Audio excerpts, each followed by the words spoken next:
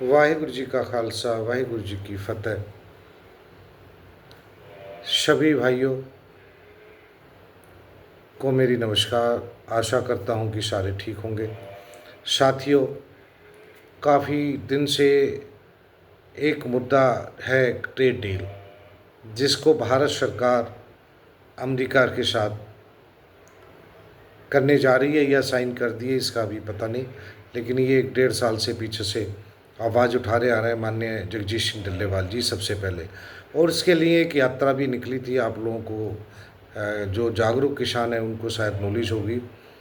ये यात्रा कन्याकुमारी से कश्मीर तक निकाली थी और इसमें एमएसपी का मुद्दा, ट्रेड डील का मुद्दा था।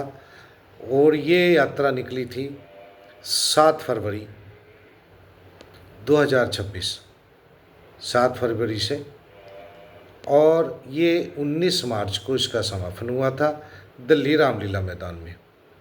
उसके बाद गुरु साहिब के यहाँ अमृतसर जाके भी मत्था टेका गया था। तो ये यात्रा निकाली थी, किसान जागृति यात्रा। जगह तगह सब जगह किसानों ने स्वागत किए, रुके। और यहाँ संभल ज़िले में भी सैदपुर जसकोली ग्राम में भी आए जगजीत सिंह डल्लेवाल, वहाँ भी स्वागत समारोह रखा गया, किसानों को जागरूक किया गया। काफ़ी लंबे समय से लड़ाई लड़ते आ रहे हैं और आपको पता होगा जगजीत सिंह डल्लेवाल वो महापुरुष हैं, किसानों के वो मसीहा हैं जो 131 दिन भूख हड़ताल पर रहे, जो आज तक कोई भी नहीं रहा। पूरे देश का ये इतिहास है अब तक का कि कोई भी इतने लंबे समय भूख हड़ताल पर नहीं रहा। कई बार खबरें आती हैं, आप टीवी पर देखते होंगे कि जगजीत सिंह आज चले गए, अंतिम समय आ गया उनका, अब नहीं बचेंगे। तो ये कुर्बानी जो थी किसी एक किसान के लिए नहीं थी, किसी अपने लिए नहीं थी, पूरे देश के किसानों के लिए थी। किसान भाइयों, आप जब तक जागरूक नहीं होंगे, एकजुट नहीं होंगे, हमें हमारे हक नहीं मिलेंगे। तो ये लंबे समय से चली आ रही थी, बहुत जागरूकता फैल रही थी। अभी बीच में और संगठनों ने भी, मैं नाम उसमें नहीं ले रहा, आपको सब मालूम है, चंडीगढ़ मीटिंग रखी। और चंडीगढ़ मीटिंग में पिछले जून के महीने में 25 तारीख को रखी थी चंडीगढ़ में ये मीटिंग। उसके बाद 1 जुलाई को मीटिंग रखी। उसमें अपनी तरफ से भी जगजीत सिंह डल्लेवाल जी ने अपने 5-6 सदस्यों को वहाँ भेजा और उन्होंने अपनी बात रखी। उन्होंने अपनी बात को रखा और कहा कि भाई इसको नॉन पॉलिटिकल रखा जाए, इस लड़ाई को। इसमें ये ना हो कि भाई हम संघर्ष करने बैठे, इलेक्शन आ रहे हैं तो फिर इलेक्शन में कुछ लोग चले जाएं। तो इस बात को उन्होंने रखा। तो अभी वो बात विचाराधीन है, हो सकता है मान भी लें। तो क्योंकि ये जो संगठन है अराजनीतिक है डल्लेवाल जी का, हम किसी भी सरकार के बंदे को, कोई सी भी पार्टी को समर्थन नहीं करते, किसी से भी हमारी विचारधारा नहीं, क्योंकि हमारी लड़ाई किसानों की रहती है। तो हम इसीलिए किसी सरकार का विरोध नहीं करते, नीतियों का विरोध करते हैं। हम किसानों का हक मांगते हैं, बस हमारी लड़ाई इतनी रहती है, जो किसानों का हक है वो किसानों को मिले। हमारा ये नहीं रहता भी ये नेता अच्छा, ये नेता बुरा, क्योंकि सभी नेता एक से ही हैं। जब बदलाव आएगा, कोई अच्छा व्यक्ति आएगा, सरकारों में ईमानदार लोग आएंगे, तो वो भी दिखाई दे जाएगा जनता को। अभी तो किसानों का ही हक मारा जा रहा है। तो ये मैं बात क्यों कर रहा हूँ, क्योंकि सब किसान भाइयों को ये पता होना चाहिए। कल को किसान भाई ये सोचेंगे कि भाई ये सारे संगठन आपस में एक क्यों नहीं मिलते, या अलग अलग इतने सारे संगठन क्यों बनते जा रहे हैं। वो थोड़ा सा विचारधारा की वजह से, वरना निजी स्वार्थ की वजह से अपना संगठन के कोई सरकारों के साथ है, कोई किसी के साथ है, कोई किसी के। पर सच्चा हितैषी किसानों का वही है जो किसान हक में बात करता है, किसी भी सरकार का ना तो समर्थन करता है ना विरोध करता है। क्योंकि हमारा मतलब इतना होता है कि भी हमारी जो मांगे हैं किसानों की वो पूरी हों। स्वामीनाथन रिपोर्ट है C2+50, इसका मतलब है कॉस्ट जो हमारी आती है उसका हमें, जैसे 100 रुपये लागत आई या 1000 रुपये आई, तो 1500 रुपये हमें मिलना चाहिए, उसका घाटे का सौदा ना हो। तो ये सभी किसानों की बात है, चाहे कोई किसान घर से निकलता है नहीं निकलता।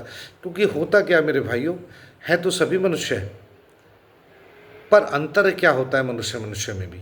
है तो सभी का हार्ड मास का शरीर, सभी के अंदर वही आँख लगी है, वही कान लगे, वही आँखें, सभी की जबान लगी है, सभी वही है, एक से ही है। बाहर से हो सकता है किसी ने पगड़ी बांध ली, किसी ने तिलक लगा लिया, किसी ने टोपी लगा ली, शरीर के बाहर की पहनावा कुछ चेंज हो सकता है, पर है शरीर सबका हट मास का ही। पर अंदर अंतर अंतर क्या आता है, किसी का मन शुद्ध होता है, वो लोभ में नहीं आता, और किसी का मन लोभी हो जाता है। कोई पैसे को ज़रूरत समझता है, कोई पैसे को सब कुछ समझ लेता है, और वो अंधा हो जाता है।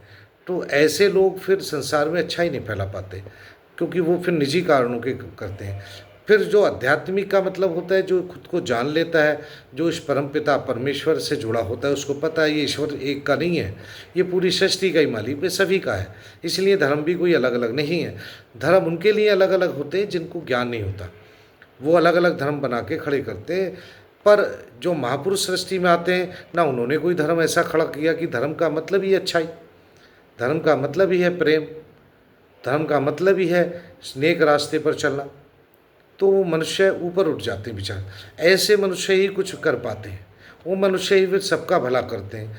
ऐसे ही हमारे माननीय जगजीत सिंह डल्लेवाल हैं, क्योंकि कोई भी बंदा 131 दिन तभी भूखा रह सकता है जब उसके अंदर लोगों के प्रति अथाह प्यार हो।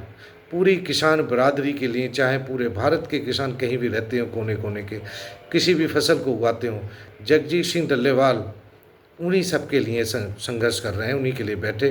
उम्र भी उनकी काफ़ी हो चुकी है, और उसके बाद चलने में भी दिक्कत आती है, अनशन किया है, लेकिन अभी भी ये चिंता करते हैं यार किसान कैसे बचेगा। कभी उनसे बात होती है तो वो चिंता करते हैं कि भी किसी भी तरह ये ट्रेड डील नहीं होनी चाहिए, इससे किसान बर्बाद हो जाएगा, क्योंकि इसको डेयरी सेक्टर को भी, दूध को भी शामिल किया गया इसमें। जब बाहर से सब चीज़ें आएंगी तो यहाँ की फसलें नहीं बिक पाएंगी। तो दूध दृष्टिवान व्यक्ति हैं, वो सोचते हैं मैं कुछ करके चला जाऊँ। तो ऐसे मनुष्य चिंता रहते हैं हमेशा, वो शरीर करके तो चले जाते हैं यहाँ से, पर हमेशा यादों में रहते हैं। इसीलिए लोग जब पढ़ते हैं किताबों में महापुरुषों के बारे में जिन्होंने कुर्बानी दी है, ऐसे तो दुनिया जी रही है अपने निजी स्वार्थ के लिए, बच्चे पालने के लिए। देखो किसी के पास टाइम नहीं मिल रहा, अगर किसी से भी बात करते कहते टाइम नहीं है भाई, तुसी करे जाओ थानू ही है, ठीक है। उनको बेवकूफ़ समझते हैं, और जो लोग परोपकार कर रहे होते हैं उनको क्या समझते हैं, वो लोग बेवकूफ़ और अपने को होशियार समझते हैं। पर ये दिमाग में नहीं बैठती बात कि यार एक दिन तो सांस खत्म होगी, और ना तो उस समय माँ बाप भाई बहन पति पत्नी बच्चे कोई नहीं होगा, सिर्फ हंस अकेला जाए। ये जो सूक्ष्म शरीर है, मन है, वो अकेला ही इस दुनिया को छोड़ के जाएगा। फिर वो अंत समय पछताता है, फिर सोचता है मैं इस जीवन में क्या करना था और क्या किया, करना क्या था मैंने, किया क्या। तो हमें इतनी जो ज़रूरतें हमारी पूरी होती रहें, तो पैसे को केवल हम ज़रूरत समझ के करते हैं सभी लोग। अगर मान लो ज़्यादा भी धन इकट्ठा हो गया तो उसका क्या करेंगे, और कम भी रहा तो दिक्कत आती है, ज़रूरतें ना पूरी हों। तो इसलिए हम ईमानदारी से कर्म करते, जो मिल जाए वो खा लेते हैं। तो मेरे भाई, मतलब ये था अभी जो बात हमने इतनी करी है पीछे जगजीत सिंह डल्लेवाल जी के बारे में, तो ये संगठन अभी उसमें शामिल नहीं हुआ जो देश बचाओ मोर्चा इन्होंने बनाया है अभी कोर किसान संगठन ने, क्योंकि उनसे हमने ये मांग रखी है। आने वाले समय में हो सकता है वो सहमत हो जाएं, लेकिन अभी वो सहमत इस बात पर नहीं है कि भी पॉलिटिकल इसको रंग ना दिया जाए, पॉलिटिकल ना रखा जाए। पॉलिटिकल का मतलब है कि समय आए तो हम इलेक्शन की तरफ ना भाग लें। अगर आपने इलेक्शन ही लड़ना है तो राजनीति बुरी नहीं है, उसमें भी आप जाके किसानों के हित के काम कर सकते हैं। किसी भी पार्टी से बात करके टिकट लें और लड़ें, उस अपनी अलग ना बना के उन्हीं के साथ मिलकर लड़ें और किसानों का भला करें। लेकिन दो रस्तों पे पैर नहीं, कि मन उधर भी हो और उधर किसानों का भी हो, तो काम फिर पूरा नहीं होता। अधूरे मन से किया गया कोई भी कार्य पूर्ण नहीं होता। ये आप लोगों को इसलिए जानकारी दी जा रही है वीडियो के माध्यम से कि आप लोगों को पता हो कि इसके अंदर 25-30 संगठन है डल्लेवाल जी के साथ, बहुत सारे संगठन हैं, तो वो सभी उनके साथ हैं, समर्पित हैं, और वो राजनीतिक है। अब चोरी से कोई किसी से बात कर कुछ कर रहा है तो उसका तो पता होता नहीं, बाकी सभी राजनीतिक हैं। तो आप लोगों को जानकारी इसलिए दे रहा हूँ कि भी जो भी लोग साथ में जुड़े हैं, ज़रा ये भी ध्यान रखें कि भी पॉलिटिकल मुद्दे पे हम ना जाएं, हम केवल किसानी का मुद्दा ही रखें। ठीक है, इसी के साथ सभी साथियों को, सभी किसान भाइयों को बहुत बहुत शुभकामनाएं, धन्यवाद। बस आप जुड़े रहिए और किसानी के मुद्दे उठाते रहिए। जिले स्तर पे मिलके पदाधिकारियों को जहाँ जहाँ भ्रष्टाचार अन्याय होता है किसान भाइयों के साथ, वहाँ खड़े हो जाएं, एकजुटता दिखाएं, अपना अपना झंडा लेके अपना लगना चलें, सब एक साथ रहें, मिल के रहें। अगर संगठित रहेंगे तो पावर रहेगी। यही हमारा है। सरफरोश कहते हैं ना, सरफरोशी की तमन्ना, सरफरोशी की तमन्ना अब हमारे दिल में है। देखना है जोर कितना बाजुए कातिल में है। वाहिगुरु जी का खालसा।